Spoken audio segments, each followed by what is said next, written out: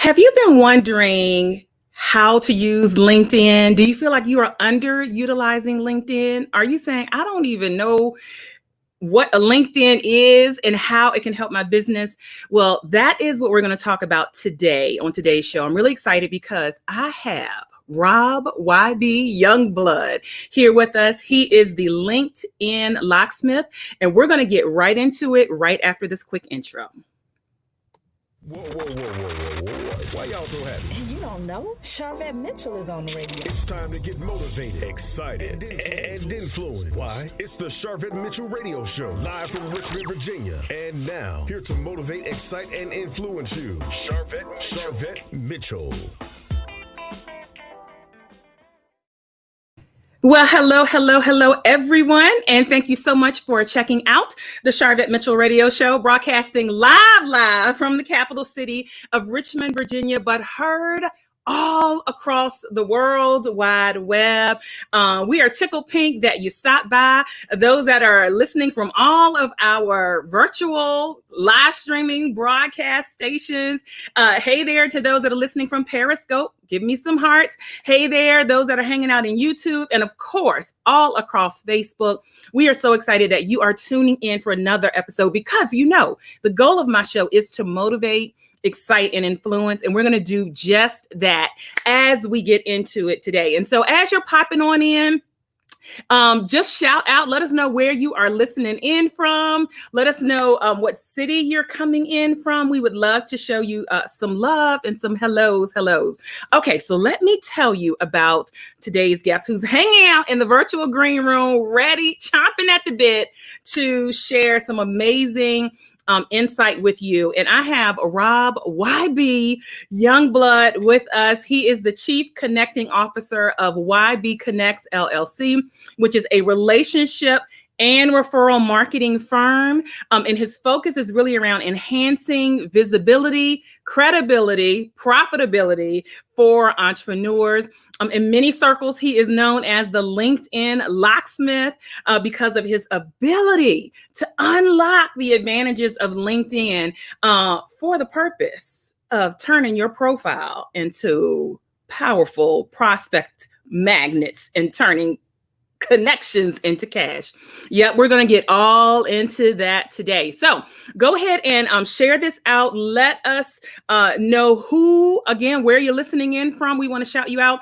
Big shout out to all those that are catching this in iTunes and iHeartRadio and Stitcher and maybe even an Alexa device. Hey, Alexa, you could be listening any kind of way. And we just appreciate you. And thank you so much for spending time. So let's jump on in. I'm going to bring my guest on air right now. Coming up to the mic, Mr. Rob YB Youngblood. How you doing? I'm doing well. Peace and blessings, Shawette. Can you hear me? Yes, loud and clear. We're so excited to have you. Listen, we got people tuning in already. Los Angeles, California. Hello, Miss Hogan. Welcome. I'm telling you, Massachusetts is coming in. So we have the listeners here. Shout out to my blood sister, Kim. Hey, Kim, listening over in Periscope. And I got to shout out my mom. Hey, girl. Hey, Betty. Thank you so much. So, Rob, thank you so much for stopping by to chat with us today. Shout out to Tamika Webb, one of my web design clients from Richmond, Virginia. Okay, so LinkedIn. Let me tell you how I got onto LinkedIn. I got onto LinkedIn by accident initially. So I was working in corporate America and someone sent me a request for LinkedIn many moons ago. And the request came from a Lorraine. Well, there's a Lorraine at my church. So I said, I wonder what is this? Let me join it. When I joined it, I realized it was a Lorraine that worked at the company I was at. And so I was like, I just joined because I thought it was a girl at church. So some other people may have just stumbled onto LinkedIn, but really what's the purpose and the goal of LinkedIn? Yeah, LinkedIn actually started out as a resource to connect job seekers to those who were recruiters. So, it started out as a tool for employment and people seeking jobs. But as it began to grow, more and more companies started to use it to promote their businesses. And now it's simply a marketplace where those like yourself and myself can promote our personal and professional brands so that we can attract our ideal clients. Cool, because I definitely hear that distinction between, say, a Facebook or Instagram from a LinkedIn, that it is more of a professional environment. Is that correct? That is very much correct. And that was by design, for it to be able to appease to business professionals and those who had their own brands. And it's by design. And the culture of LinkedIn is definitely much different than that of a Facebook or Instagram. Yeah. And so how does the friends thing work? Because I think I'm going to be transparent and say I'm probably doing it all wrong because I just accept everybody, not unless I kind of take a peek and they look like they might be a little crazy. Cue laugh track there. But is that the right thing to do? Is that the wrong thing to do? Yeah, I advise my clients to vet every single invitation that they receive. And so on LinkedIn, they're actually called connections. So they're not called friends, they're called connections. And so when you think about the invitations that you receive, imagine if tonight, after we do this show, someone comes and they knock on your door at your house. What's the very first response that you're going to have internally? Like, what are you going to be thinking? Right. Who is this? They didn't call before they came. Right. Why are you knocking on my door? Like, what do you want? Right. And so what we have to be mindful of is that our network is just as important as our home space. Right. And so we want to be able to vet every single individual that comes in because your network is your net worth. And the challenge for most people is that they have a whole lot of folks in their network that they don't even know. And there's no value that's even being brought in to that network because you don't know the people that's in your network. So we want to be very careful in understanding who's in our network because one connection could lead to a ton of new business. But if the people that's in your network don't know you, don't like you, don't trust you, they just want to be in your network so they can connect with other people, then that's not mutual. And so we have to be very mindful of the people in our network. Okay, well said. Oh my goodness. If you are popping in and we see you coming in all across the web, we're chatted up here on the Sharvette Mitchell Radio Show, broadcasting live from the capital city. This segment is brought to you by my upcoming Product and Course Academy, virtual Product and Course Academy that kicks off in July. If you want to monetize your expertise with digital products, check out MyAcademy.biz. Okay, and so at this point, since I've kind of done it a little wrong, should I just focus on the connections going forward, or should I go back and try to clean up my list? Yeah, I would do both. Okay. So when I deal with my clients, what I typically tell them is that you want to go in and do an assessment of your network.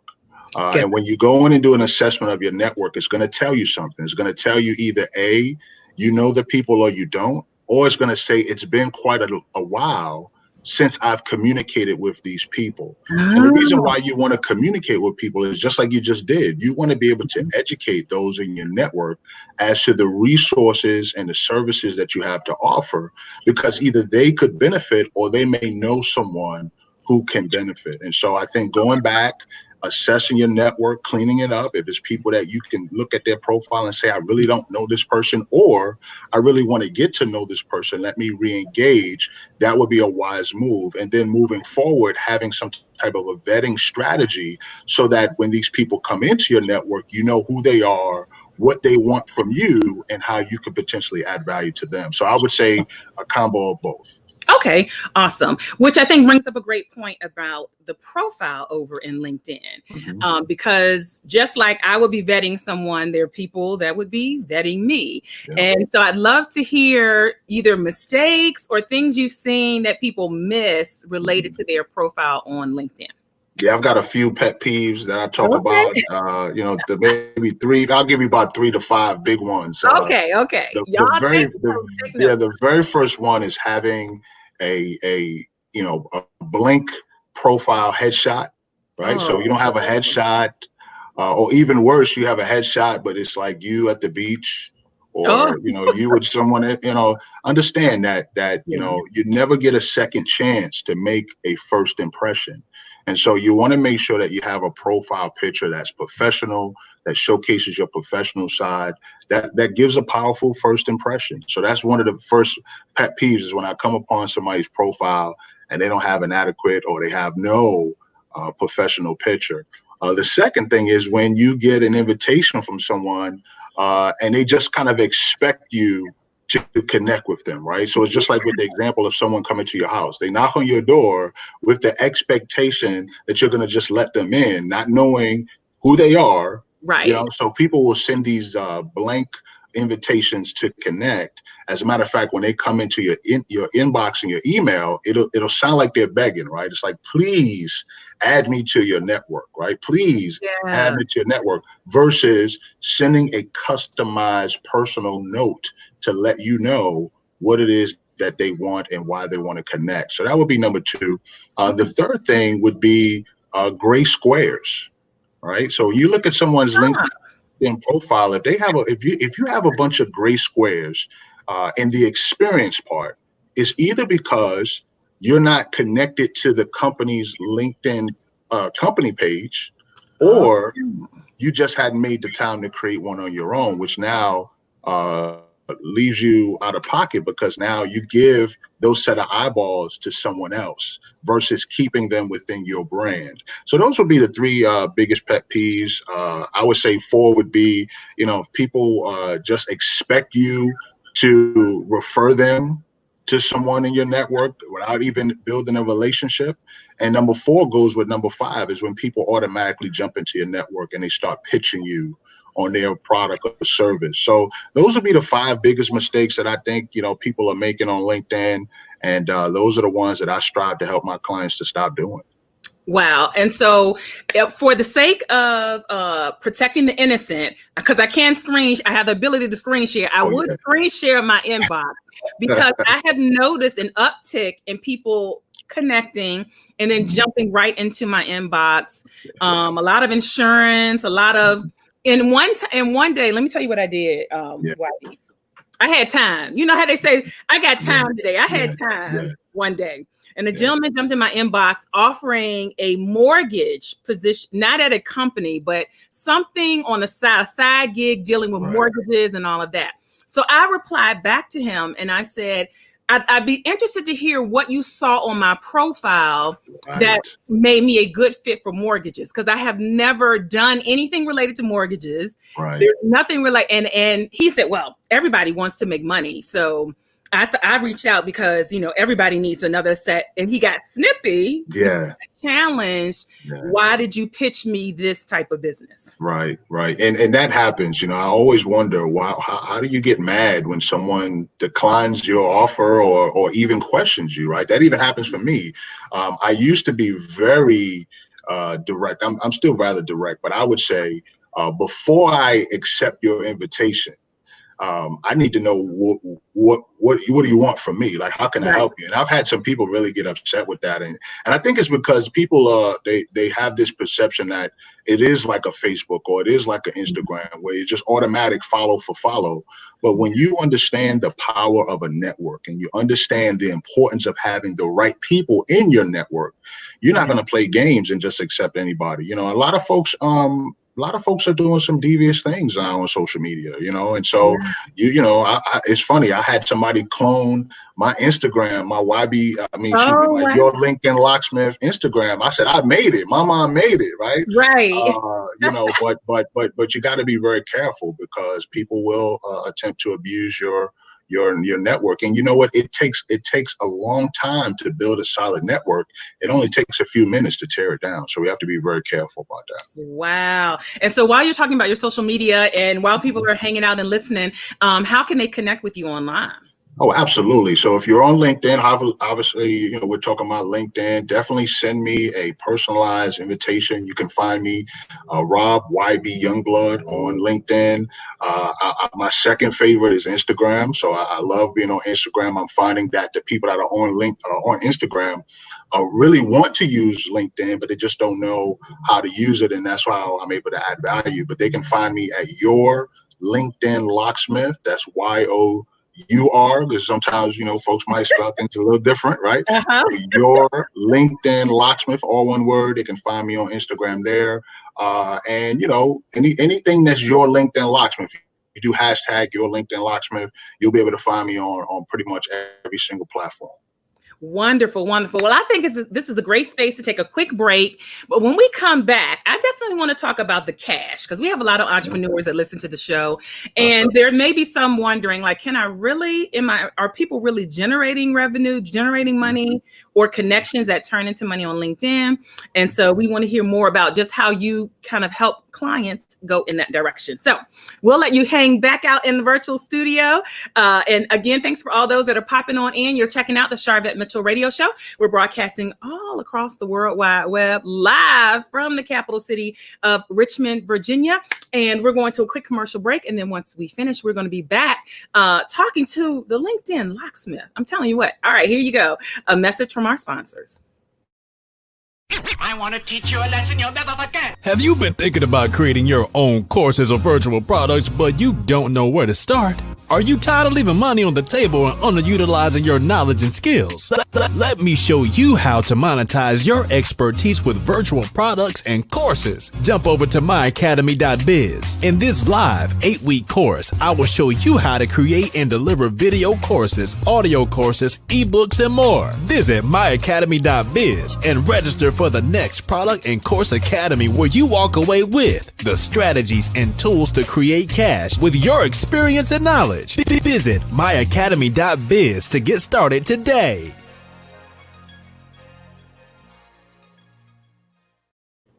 All right, there you have it. There you have it. Check out all of the great info there. And so welcome again to all those that are coming on in and those that are checking us out. We're helping you with your your LinkedIn profile. In particular, this is really great conversation for those that are entrepreneurs, business owners, and I'm targeting the conversation there. But as Rob said, definitely if you are searching for a new career, you need to be there. So let's bring our guests back up to the microphone. All right, so let's talk about the cash. Like, how, for your clients that have been successful, tell us a little bit about what they've been able to do, how you've been able to help them on LinkedIn. Yeah, so when I first kicked off my my LinkedIn career, I guess, I started working with a lot of speakers and coaches. And what I would tell speakers is that if you're not visible, if people can't see you, if they don't know you exist, they can't hire you. They can't bring you into their organization. And so what they began to do was to number one, level up on their profile, turning their profile into a magnet, so that when people came to see what they had to offer, they would be impressed. Remember, I shared that you only get one chance to make a very first impression. You never get a second opportunity to do that. So everything starts with the profile, and I typically call that your magnet, right? So you magnetize your profile so it begins to draw in the right people who have a need for your product or service. The second thing is the relationships, the connections that you make. You know, are you cultivating them? Are you making the kind of connections where you're communicating on a consistent basis so people can know, like, and trust you? And then third is, as you make those connections, are you identifying the gaps that your connections have? You know, in my case, you know, I'm able to increase my clients' visibility, their credibility, and profitability. So there are entrepreneurs who want that, but there are some entrepreneurs who don't need what I have to offer. So I still want to connect with them, because then I can make a referral. And so every connection may not lead to cash flow directly from that connect. It may come as a result of a referral, because now people are clear in terms of who you are, what you do, why you do what you do, who you add value to, and what results you're able to get, so that now they can refer you to someone else in their network. And as a result, you now generate cash flow, because you're able to close the gap in terms of their need and what you have to offer that can satisfy that need.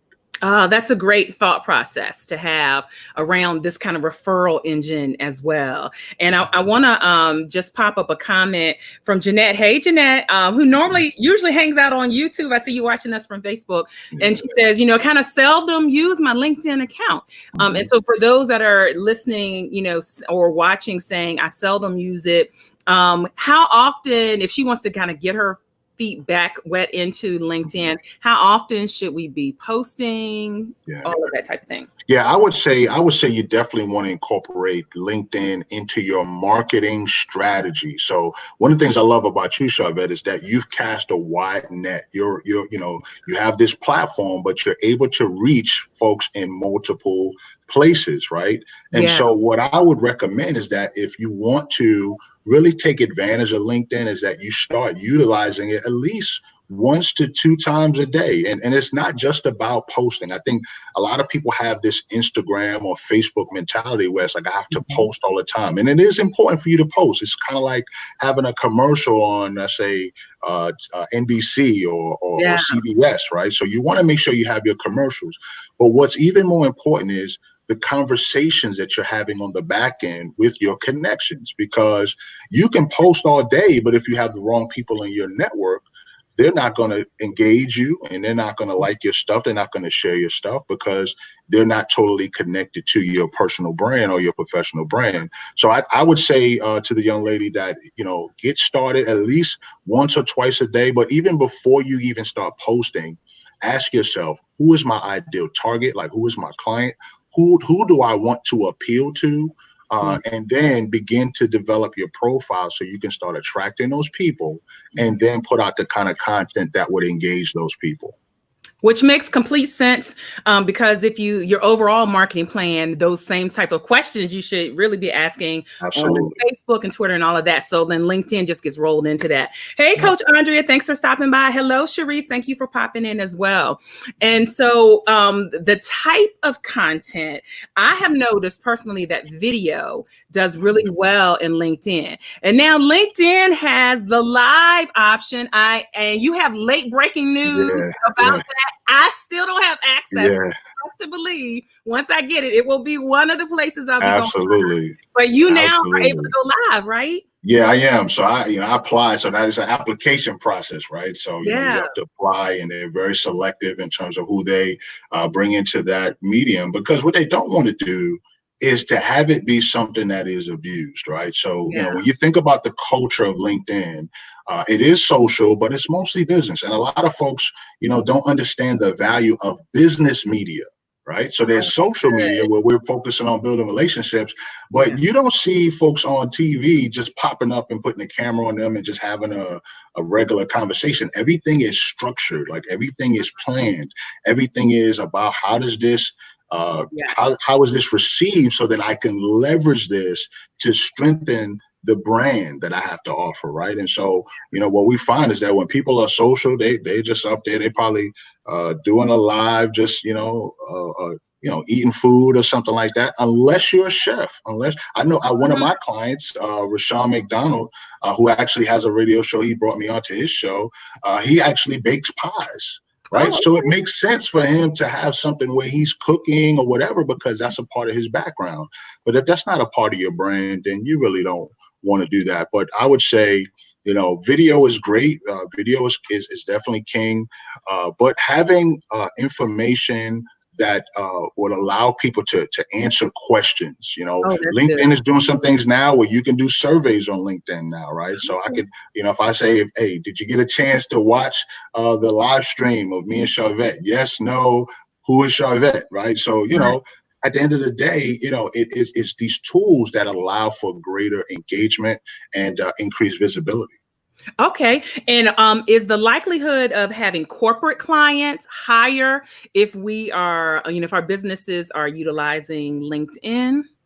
Oh, most definitely. Most definitely. As I mentioned, most companies started using LinkedIn mainly because they were looking for talent, right? And so now, you've got the CEO for Walmart. You've got all of these different CEOs and corporate executives that are using LinkedIn, whereas the whole focus is on a professional connection, whereas on the other social platforms, they may not really be there. Now, I've actually seen a few CEOs on Instagram, but the question I always have to ask myself is it them that's actually running that? Is it someone else that's actually managing it for them?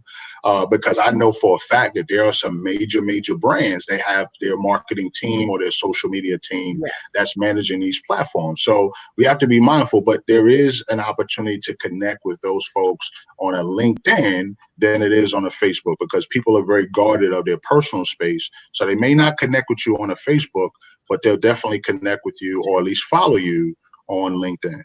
Okay. And so if there's somebody listening saying, I need to like kind of work, I need somebody to consult with me on this because I really want to jump into it. How can people connect with you and continue this conversation? Absolutely. You can go to my website, yourlinkedinlocksmith.com. That's YOUR LinkedIn. Locksmith.com. You can go to my website and engage me there. You can also connect with me via LinkedIn, Rob YB Youngblood, and please send me a personalized note with that invitation. Let me know that you heard me on the Sharvette Mitchell show, and that way I know how to engage you and how to establish and continue the conversation. And then, of course, on Instagram at Your LinkedIn Locksmith.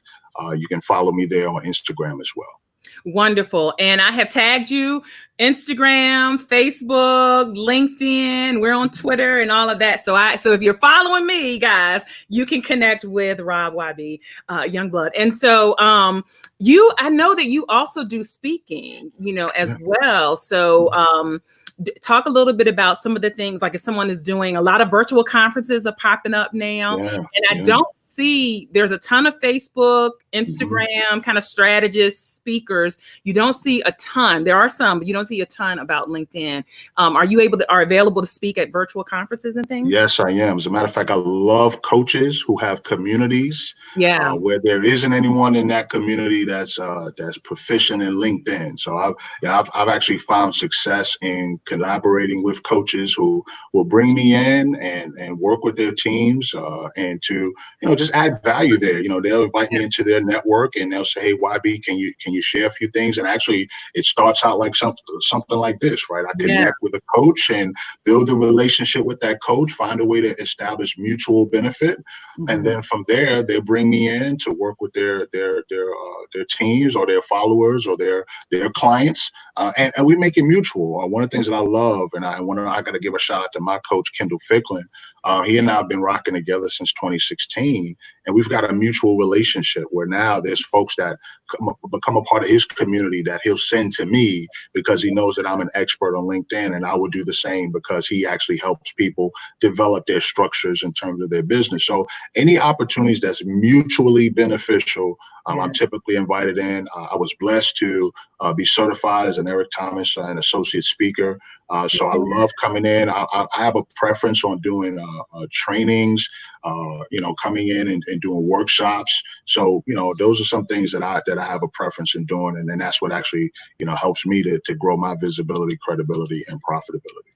Cool. And so once you get all of the behind the scenes stuff together for your LinkedIn Live, what are you thinking about? What can we expect? Is it a show? Is it interview style? Like, what can we expect to see when you go live on LinkedIn? Yeah, so I really want to add so much value to the people that I'm connected to on LinkedIn, and I want to put them in a position to once again increase their visibility, credibility, and profitability. I'm a firm believer that I'm the plug, right? So if I'm able to leverage my relationships to help you, like in your case, help you get connected to someone you may not have already known, then I've added tremendous value, not only to myself, but to you and the other person, because they may not have even known that you existed. And so, and I actually started out on this journey. I was laid off from a nonprofit position, and God blessed me with YB Connects, right? So YB Connects, which is the parent company of my Your LinkedIn Locksmith brand, was where I began to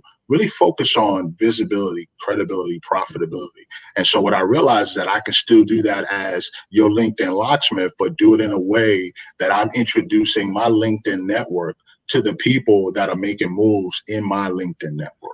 All right. Well, I know that our listeners and viewers are all much more enlightened about LinkedIn. And if it was off the table, or now kind of sliding it back on the table as an option. And so the last question I have for you is, the goal of this show is to motivate, excite, and influence. And we want to know what continues to motivate you. Well, listen, I have a beautiful wife who's phenomenal. My wife, Janelle, she may be Yeah, she may be watching right now. She's a phenomenal woman. She and I both met at Virginia Union University. So shout out to my fellow HBCU alumni and especially Virginia Union Panthers. But she continues to inspire me. You know, she's a full-time mom, full-time accountant, CPA. She has her own CPA firm where she primarily works with churches. And she's phenomenal because she doesn't have to do any advertising. Like, it's just all word of mouth. So I'm learning from her. And then my two beautiful daughters, they inspire me. I grew up in a single parent home. My dad was actually killed when I was 2. So the fact that I could be their daddy, that inspires me to continue to do what I do so that I can eventually leave them the keys to the kingdom, you know, like Lucius Lyon, right? Just leave them the legacy and let them take it to the next level. So those are the things that inspire me. Awesome. Hashtag girl dad, and shout out again to your wife who came to my pop-up conference last year. So, well, it's been great chatting with you, and we're just going to keep our eye out on you and see what's going on in these LinkedIn streets. Thanks for stopping by the show. My pleasure. Be encouraged, be blessed, keep the faith, keep up the good work, Shawette. Appreciate you. Thank you. All right. Awesome. Thank you. All right, listeners, that's going to be a wrap for today's show. If you are brand spanking new to me, hello. You can find out more about me at our main show website, Sharvette.com. And I work with female entrepreneurs and a few lucky men to help them build their online platforms so that they generate more revenue with an amazing online brand. And I focus on their visibility and their marketing. So this conversation was right up that alley. In addition, I do one-on-one consulting and group coaching, hashtag platform builders. I have some clients that are hanging out here, also offering web design services, and this amazing show that's hosted every single week. I appreciate you. And thank you so much for stopping by. Go ahead and share this out. Share this out. If you know somebody on your timeline or in your network, and this could be shared on, you can share it in iTunes or wherever you're hanging out and say, hey, you need to go check this out. So it's a wrap. We'll be back next week with more phenomenal guests. Bye.